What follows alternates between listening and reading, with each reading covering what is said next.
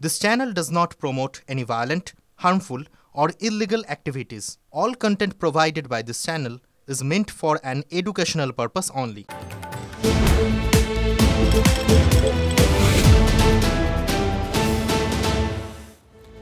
দেখছেন টিভি9 বাংলা। দ্বীপের সঙ্গে রয়েছে আমি শুভজিৎ দ্বীপ। ঘড়ির কাঁটা 4টা, আর 4টা মানে তো 40টা গুরুত্বপূর্ণ খবর একেবারে। আর শুরুতে দেখে নেব এই মুহূর্তে 10টা বাছাই করা সেরা খবর।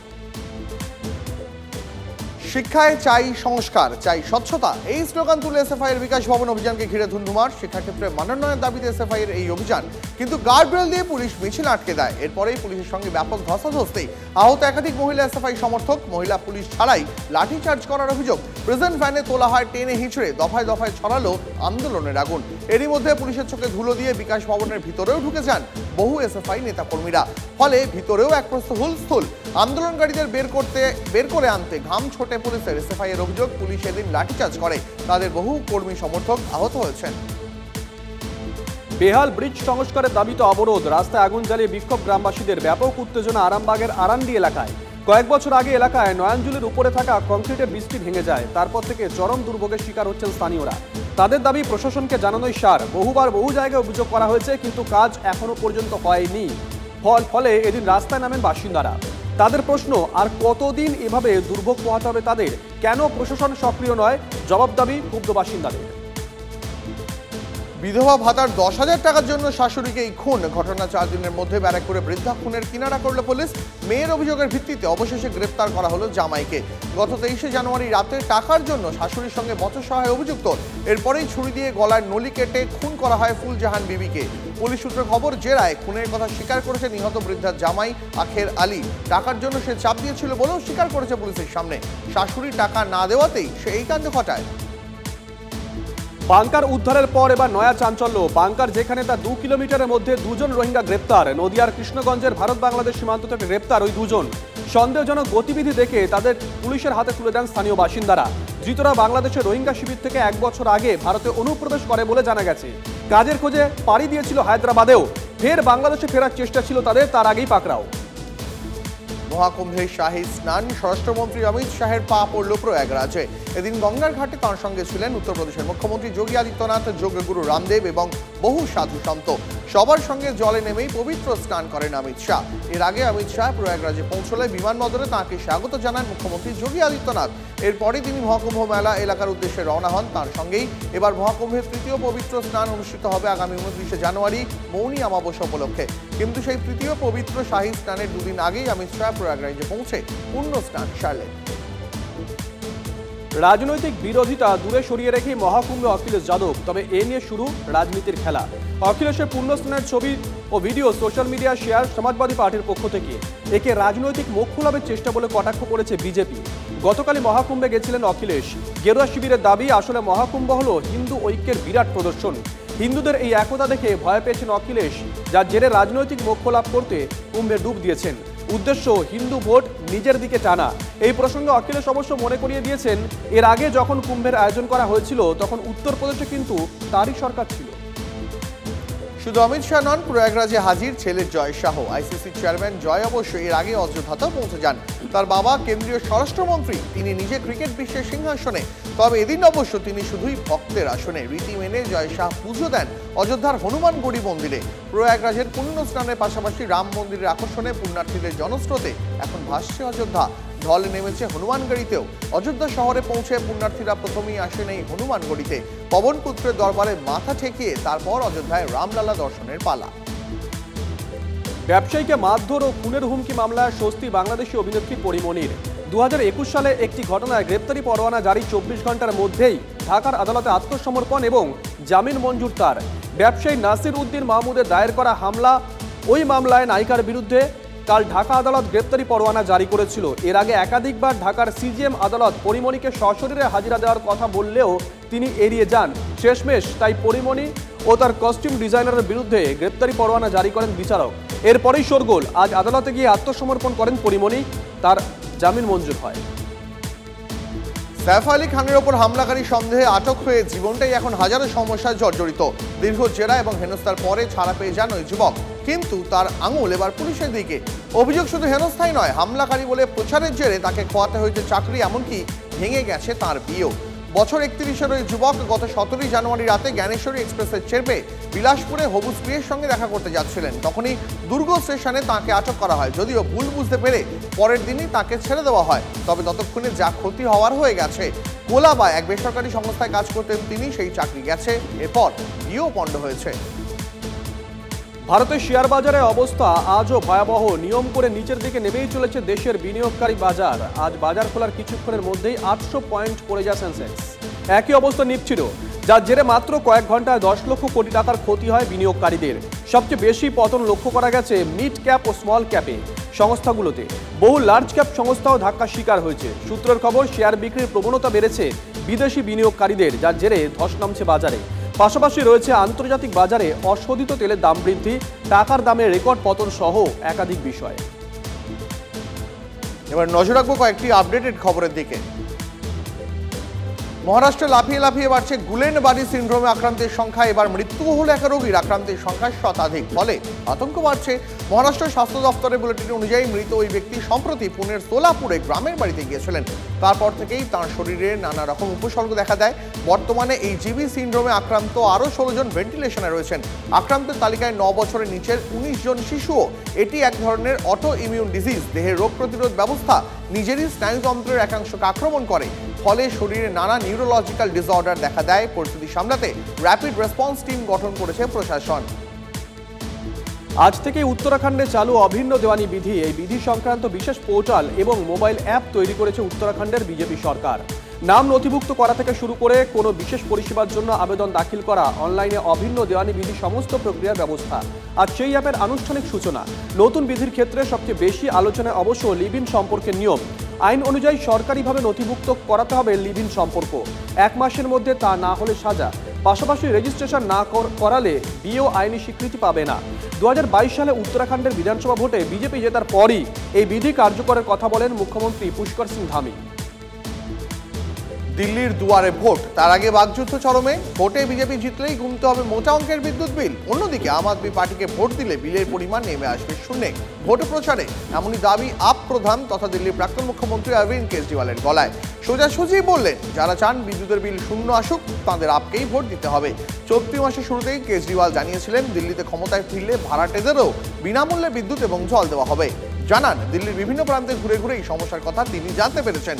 ক্ষমতায় ফিরলে ভাড়াটেরাও যাতে এই ধরনের পরিষেবার আওতায় আসেন তা নিশ্চিত করবে আপ, প্রতিশ্রুতি তাঁর। কেন্দ্রীয় সরকারি কর্মচারীদের জন্য নতুন পেনশন স্কিম চালু। বিজ্ঞপ্তি জারি করে জানানো হয়েছে নয়া ব্যবস্থা শুরু হবে আগামী 1 এপ্রিল থেকে। তবে ইউনিফাইড পেনশন স্কিম বা ইউপিএস নামে নয়া ব্যবস্থা 2004-এর 1 এপ্রিল থেকে কেন্দ্রীয় সরকারের চাকরিতে যোগ দেওয়া কর্মী অফিসারদের জন্যই বলবৎ হবে। এই সময়ের মধ্যে চাকরিতে যোগ দিয়ে যারা অবসর নিয়েছেন তারাও নয়া স্কিমে যোগদানের সুযোগ পাবেন। এর ফলে কেন্দ্রীয় সরকারের কর্মচারীদের জন্য বর্তমানে 3টি পেনশন স্কিম চালু থাকলো। সবচেয়ে পুরনো স্কিমটির পোশাকি ওল্ড পেনশন স্কিম, এরপর এনপিএস বা নিউ পেনশন স্কিম এবং এবার ইউনিফাইড পেনশন স্কিম। পুণ্যার্থীদের ভিড় বেড়েই চলেছে মহাকুম্ভে। ত্রিবেণী সঙ্গমে ডুব দিতে দেশ বিদেশ থেকে বহু মানুষ আসছেন প্রয়াগরাজে। সামনেই মৌনী অমাবস্যা, সেদিন শাহী স্নান করতে প্রচুর মানুষের ভিড় হবে দাবি উত্তরপ্রদেশ প্রশাসনের। তবে যারা বিমানে চড়তে চাইছেন তারা মহাসংকটে, কার্যত মাথায় হাত। দিল্লি প্রয়াগরাজ বিমানের ভাড়া দ্রুত হারে বাড়ছে। উড়ান সংস্থাগুলির বিমান ভাড়া এক লাফে অনেকটাই বাড়িয়ে দিয়েছে বলে অভিযোগ যাত্রীদের, যা নজরে আসতেই এবার নড়ে চড়ে বসেছে বিমান পরিবহন নিয়ন্ত্রক সংস্থা ডিজিসিএ। দেশের সমস্ত বিমান সংস্থাকে ভাড়া নিয়ন্ত্রণ করার নির্দেশ। চাহিদা মেটাতে প্রয়াগরাজে বিমান সংখ্যা বাড়ানোর অনুমোদন। 3000-এর বেশি খেলোয়াড়ের উপস্থিতিতে ধুমধাম করে আয়োজিত Cooch Behar heritage cup cricket tournament. মুখ্যমন্ত্রী মমতা বন্দ্যোপাধ্যায় কয়েক বছর আগে কোচবিহার শহরকে হেরিটেজ ঘোষণা করার পর থেকেই এই টুর্নামেন্টের আয়োজন করে তৃণমূল কংগ্রেস। এবার জেলার 256টি দল অংশ নেয় এই প্রতিযোগিতায়। কাল প্রজাতন্ত্র দিবসের রাতে ছিল ফাইনাল। MJN স্টেডিয়ামে এই ম্যাচ দেখতে হাজির ছিলেন দূর দূরান্ত থেকে আসা বহু মানুষ। জেলা তৃণমূল সভাপতি অভিজিৎ দেব ভৌমিক শুরু থেকেই এই খেলার মূল আয়োজক। তিনি জানিয়েছেন, আগামী দিনে এমন আরও অনেক উদ্যোগ তিনি নেবেন যাতে সমাজে গঠনমূলক কাজকর্ম ছড়িয়ে পড়ে। ইন্ডিয়ান সুপার লিগে আজ গুরুত্বপূর্ণ ম্যাচ মোহনবাগানের প্রতিপক্ষ বেঙ্গালুরু এফসি। পরপর দুটো অ্যাওয়ে ম্যাচে আটকে যাওয়ার পর এবার হোম ম্যাচে শক্তিশালী বেঙ্গালুরুর বিরুদ্ধে জয়ের পথে ফিরতে মরিয়া সবুজ মেরুন। এই ম্যাচে পয়েন্ট নষ্ট করা মানে কার্যত শিল্ড হাতছাড়া হওয়ার পথ খুলে যাওয়া। জামশেদপুরের পর চেন্নাইয়ের বিরুদ্ধেও পরপর ড্র করে এই মুহূর্তে বেশ চাপে মোহনবাগান। এই অবস্থায় জয় ছাড়া তারা অন্য কিছু ভাবতে নারাজ। আইএসএল এর নয়া বিতর্ক, লাল হলুদ বনাম সবুজ মেরুনের আরেক লড়াই, যার মূলে এক টিফো। আইএসএল কর্তৃপক্ষের কাছে এ নিয়ে অভিযোগ মোহনবাগানের। ইস্টবেঙ্গল কেরল ম্যাচে টিফো নামিয়েছিলেন লাল হলুদ সমর্থকরা। মোহনবাগানের অভিযোগ, এই টিফো ফুটবল সংস্কৃতির বিরুদ্ধে, অসম্মানের উদাহরণ। এরপরে আইএসএল কর্তৃপক্ষের কাছে এই নিয়ে অভিযোগ সবুজ মেরুন শিবিরের তরফ থেকে। রিয়াল মাদ্রিদে আসার পর এই প্রথমবার হ্যাটট্রিকের স্বাদ পেলেন ফরাসি স্ট্রাইকার কিলিয়ান এমবাপে। স্পেনের এই ক্লাবে যোগদানের পর বড় সাফল্য। নতুন বছরের প্রথম হ্যাটট্রিক বিশ্বকাপ জয়ী তারকা ফুটবলারের। ভালাদোইদের বিপক্ষে তার দুরন্ত পারফরমেন্সের সুবাদে রিয়াল জিতল ৩-০ গোলে। চ্যাম্পিয়ন্স লিগের পরবর্তী রাউন্ডের আগে যা অবশ্যই স্বস্তি দিয়েছে কোচকে। কয়েক মাস আগেই লা লিগায় বার্সেলোনার কাছে লজ্জার হার হারতে হয়েছিল এমবাপেদের, তবে তার ফর্মে ফেরার ছবি সামনে আসে দিলখুশ সমর্থকদের। অস্ট্রেলিয়ান ওপেনের ফাইনালে কার্যত এক পেশে লড়াই, ৩ সেটের যুদ্ধে প্রতিপক্ষ আলেকজান্ডার জেরেভকে উড়িয়ে দিয়ে জয়ী জানিক সিনার জিতলেন ক্যারিয়ারের তৃতীয় গ্র্যান্ড স্ল্যাম। অস্ট্রেলিয়া ওপেন এ নিয়ে টানা দ্বিতীয়বার চ্যাম্পিয়ন ইতালির সিনার। ফাইনালে জার্মানির জেরেভকে স্টেট সেটে হারিয়েছেন তিনি। আগের বছর জুনে সিনিয়র বিশ্ব র্যাঙ্কিংয়ে শীর্ষস্থানে ওঠেন। এরপর থেকে এক সপ্তাহের জন্য ওই আসরের মালিকানা তিনি হারাননি। ক্লাস 9-এর পড়ুয়ার দুরন্ত কীর্তি নয়ডার দক্ষ মালিক আবিষ্কার করে ফেলেছে আস্ত গ্রহাণু। এই আবিষ্কারের জন্য তাকে বিশেষ সম্মান দিতে চলেছে নাসা। ছোটবেলা থেকেই মহাকাশের নানা বিষয় নিয়ে পড়াশোনা করার আগ্রহ দক্ষর। দূরবীনে চোখ রেখে এগিয়ে যেতে ব্যস্ত সে। সেই সাধনাই তাকে এনে দিল অনন্য স্বীকৃতি। প্রাথমিকভাবে তার আবিষ্কার করা গ্রহাণুর নাম দেওয়া হয়েছে 2023 OG40। তবে এই গ্রহাণুর একটি স্থায়ী নামকরণও করা হবে, যে নামটি দেওয়ার দায়িত্ব পড়েছে দক্ষের ওপরেই। গ্রহাণু আবিষ্কারককে এই বিশেষ সুযোগ করে দিচ্ছে নাসা। জলের নিচে অনন্য ছবি, দেবভূমির দ্বারকায় স্কুবা ড্রাইভাররা মহাব্যস্ত। জলের নিচেই জাতীয় পতাকা উত্তোলন, ছবিটি গতকালের, যা ইতিমধ্যেই ভাইরাল হয়েছে সোশ্যাল মিডিয়ায়। দ্বারকায় প্রায় 30 ফুট জলের নিচে জাতীয় পতাকা নিয়ে হাজির হয়েছিলেন এই স্কুবা ড্রাইভাররা। সেখানে তাদের নানা মুহূর্ত ক্যামেরাবন্দি করা হয়। কখনো জলের স্রোত চিরে এগিয়ে চলা, কখনো বা অন্য কায়দায়, দেখেই তাক লাগবে। রাজপথে বর্ণাঢ্য অনুষ্ঠান, কুচকাওয়াজ দেখে সাধারণত দেশবাসী অভ্যস্ত হয়ে গেছেন, কিন্তু এই ছবি একেবারে আলাদা, নজর কাড়া অ্যাডভেঞ্চার। এবার নজর রাখতেই হচ্ছে জেলার কয়েকটি গুরুত্বপূর্ণ খবরের দিকে। প্রায় 100 ঘন্টা পর অবশেষে স্বাভাবিক পরিস্থিতি। বালি ব্রিজে শুরু হলো যান চলাচল, শুরু ট্রেন চলাচলও। একদিকে হাওড়া হুগলি সংযোগস্থল, অন্যদিকে দক্ষিণেশ্বর বরানগর হয়ে কলকাতা ও উত্তর 24 পরগনার সঙ্গে যোগাযোগের একমাত্র ভরসাও এই বালি ব্রিজই। সেই ব্রিজ সংস্কার এবং সিসিআর ব্রিজের রেললাইন মেরামতির কাজের জন্য গত 22 জানুয়ারি রাত 12টা থেকে ট্রেন চলাচল বন্ধ ছিল। চরম ভোগান্তির শিকার হতে হয় যাত্রীদের। এবার ব্রিজের কাজ শেষ হওয়ার পর ফের ডানকুনি থেকে শিয়ালদা শাখায় স্বাভাবিক ট্রেন চলাচল। ট্যাব দুর্নীতির ধাঁচেই আবাসের টাকা লুটের অভিযোগ, যোগ্য প্রাপকরা বঞ্চিত, টাকা ঢুকছে অন্যের অ্যাকাউন্টে। তৃণমূল নেতাকর্মীদের বিরুদ্ধে অভিযোগ। মালদার হরিশ্চন্দ্রপুর থানার ইলাম এলাকায় চাঞ্চল্য। প্রশাসনের কাছে অভিযোগ দায়ের করেও সুরাহা হয়নি বলে দাবি অভিযোগকারীদের। তাদের দাবি, প্রাপকদের মোবাইলে ওটিপি আসার পর তৃণমূলের পঞ্চায়েত সদস্য এবং তার সঙ্গে তৃণমূল কর্মীরা নিয়ে যাচ্ছে ওটিপি, টাকা ঢুকে যাচ্ছে অন্যের অ্যাকাউন্টে। তৃণমূল নেতাকর্মীরা ৫,০০০ টাকা কাটমানি নিচ্ছে বলে অভিযোগ। এবার শস্য বিমা টাকা নিয়ে চরম দুর্নীতির অভিযোগ। সৌরভ খোদ শাসক দলের নেতাই ব্লক প্রশাসনের কাছে লিখিত অভিযোগ দেয়। চন্দ্রকোনা 1 নম্বর ব্লকের ফুলচক গ্রামের ঘটনা। অভিযোগ, কৃষি জমি না থেকেও ভুল তথ্য দেখিয়ে হাজার হাজার টাকা পেয়েছেন অনেকেই। এদিকে যোগ্য কৃষকরা শস্য বিমার ক্ষতিপূরণের টাকা থেকে বঞ্চিত হচ্ছেন। অভিযোগ পেয়ে নড়ে চড়ে বসেছে প্রশাসন। ইতিমধ্যেই বেশ কয়েকজনকে চিহ্নিত করা হয়েছে। এ বিষয়ে মুখ খোলেননি চন্দ্রকোনা 1 নম্বর ব্লকের সহ কৃষি অধিকর্তা। মালদায় ঘটনার ঘনঘটা, বলা ভালো অপরাধের। এবার দোকান হাতাতে বাবাইকেই হাসুয়ার কোপ ছেলের। তীব্র চাঞ্চল্য মালদার মোথাবাড়ি এলাকায়। গুণধর ছেলের বিরুদ্ধে শেষে থানায় অভিযোগ দায়ের অসহায় বাবার।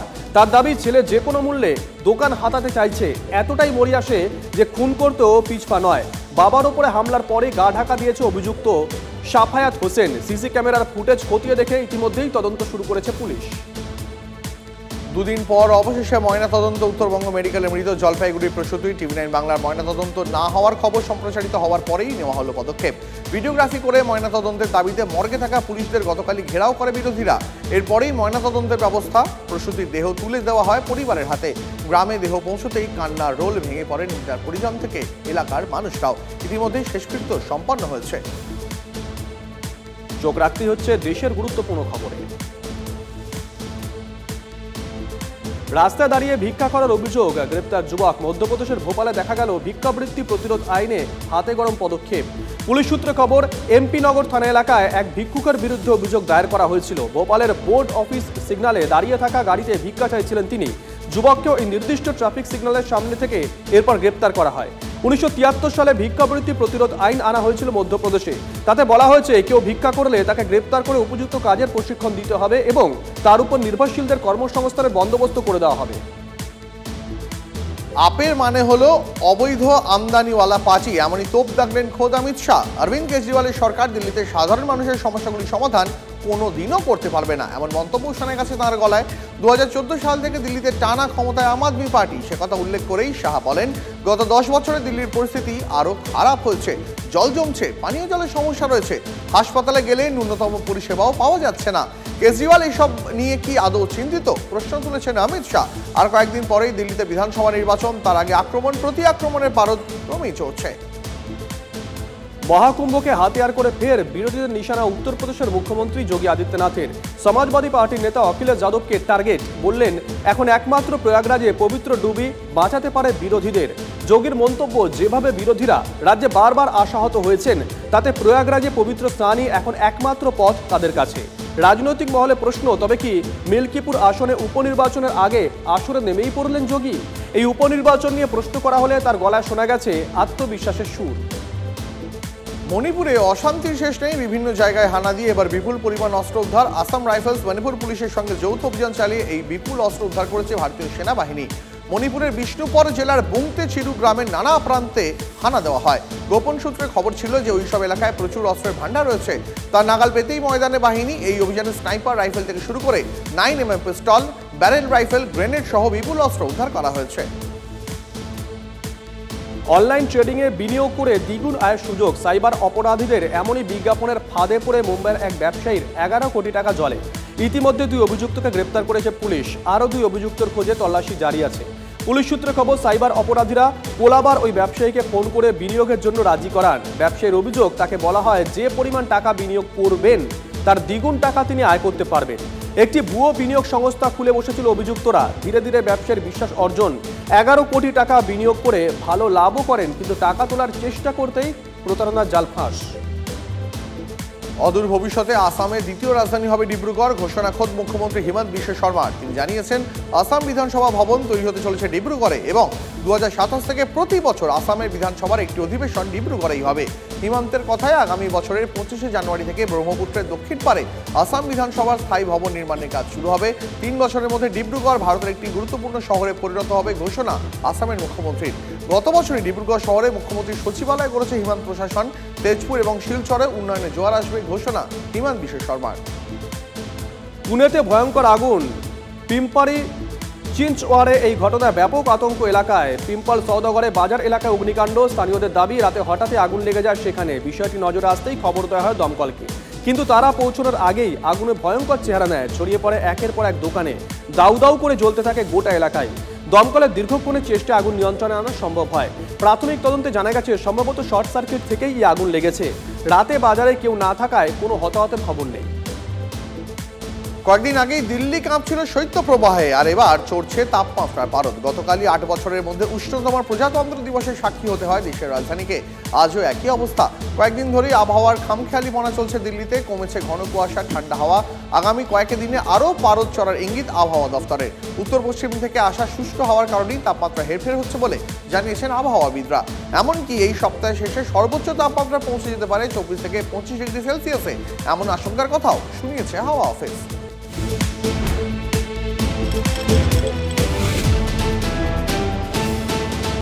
ফিরে এলাম ব্রেকের পর। এসএফআইয়ের বিক্ষোভে দফায় দফায় উত্তপ্ত বিকাশ ভবন চত্বর। শিক্ষাক্ষেত্রে সংস্কারের দাবি জানাতে গিয়ে জুটল পুলিশের লাঠি। এই মুহূর্তের কি পরিস্থিতি? সায়ন্ত আমাদের সঙ্গে রয়েছেন, আমাদের সহকর্মী সায়ন্ত।